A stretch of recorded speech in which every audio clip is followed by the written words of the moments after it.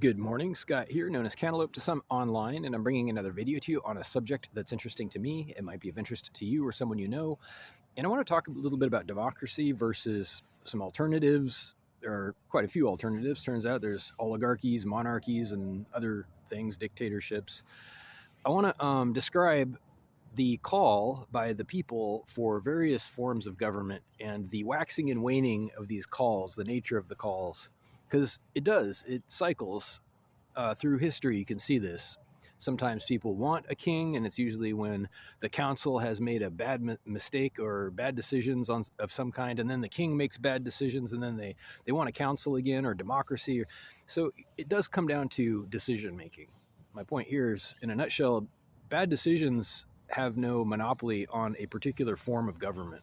They have no monopoly on a person or structure. Bad decisions can happen regardless. And so it comes down to a question of competency, right? Competent leaders, competent people with experience, hopefully, and a spirit to serve the people, to do the job, so to speak. And that's not a given, is it? There's a question of corruption over time where they say power corrupts. So our solution in this country has been to impose term limits and balances of power. If you're familiar with the basic structure of U.S. government, we have some very famous term limits for the president's office and other positions of power and balances of power in theory, where there are checks and balances, they call them, where one, Congress has to do a certain thing, and there's the president, and then there's the Senate, and all of the people who vote these people into office. It's supposed to balance, but turns out bad decisions still get made. Here's the problem.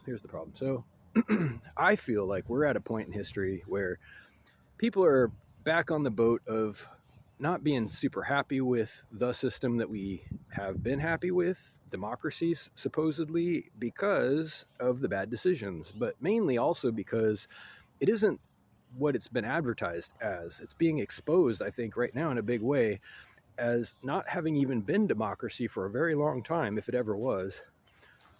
If you ask me, democracy would be one person, one vote. I mean, ideally, that should be pretty obvious. A person has an opinion or a belief, a set of values, and they submit their vote on topics and ballot issues in accordance with their own values, right? But we have layers of complexity here, and I don't want to make this a huge deep dive into political science. And I am also no expert, but I do know a little bit about it. I know about the Electoral College. I know about how you have representatives who actually make decisions and further votes on your behalf, supposedly, on a good day. And what I'm seeing actually in practice is that people are being served secondhand ballots, for lack of a better way to say it. Just to cut right to it, you're getting a choice that has already been made for you. The main choices, that is the fundamental choices about design, system design, administrative design, the policies, the actual laws, and the funding, most importantly, is all decided before it hits the voter's ballot, is it not? I mean, when was the last time you saw an option on any ballot to reform the economic system itself, or to reform the criminal justice system, or any of the founding structures of this government, which, realistically at this point, really, really need to be reformed? And I don't want to go into all that in this video, but point is that if the people aren't actually exerting their will through democracy, what are they even doing? What's the point of that ballot? Be honest. Is it maybe to put down protests by way of distraction? Because that's what it looks like to me. It looks like people are being given a chance to vent. Oh, you want a say in things? Here you go. Make a tick on this piece of paper. Do you feel better? Nothing's going to change. They're all safe options. We went through them. We made sure that they were safe and consistent with our agenda, our program.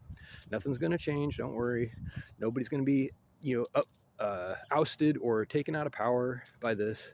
It's going to be the same as it always was. Just feel better, and don't protest. While you're ticking your boxes there, just make sure that you tell yourself you did the best you could. You took time out of your busy day, and you voted. So you can go back to your tax cubicle now.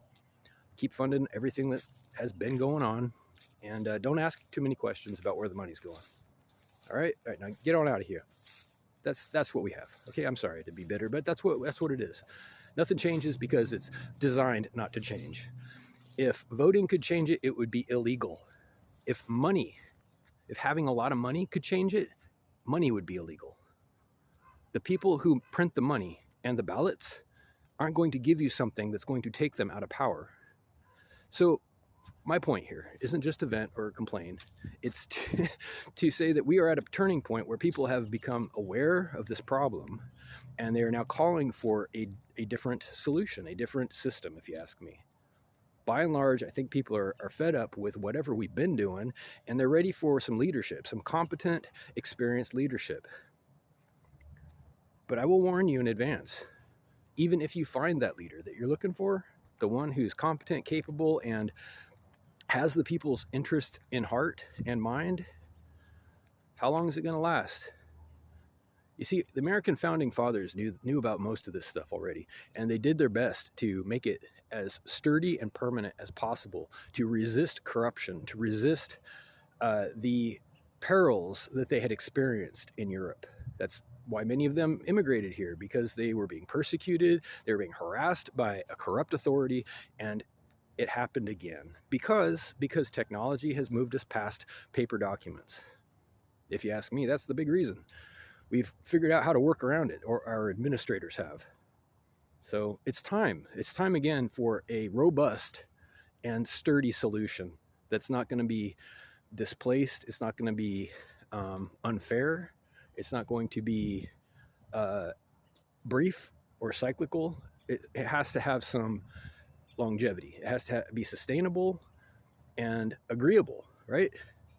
And serve its purpose. That is to represent the people, to provide services for the people, because it is the people who brought it into existence. Governments exist to serve the people. I'll be clear about that. If you ask the government, you're not going to get that answer necessarily. If you ask AI or the government who owns public land, for example, it'll tell you the government owns it, which is the wrong answer. It's owned by the public or nobody at all. Open land didn't need your help to be open land. It started that way. So let's get back to a whole bunch of fundamentals. Let's review this stuff. Let's get something working that isn't going to fall apart, that's consistent with modern technology. Why not? It's time. It's well time. Reach out with questions or comments to whitehotrobot@gmail.com. Thank you.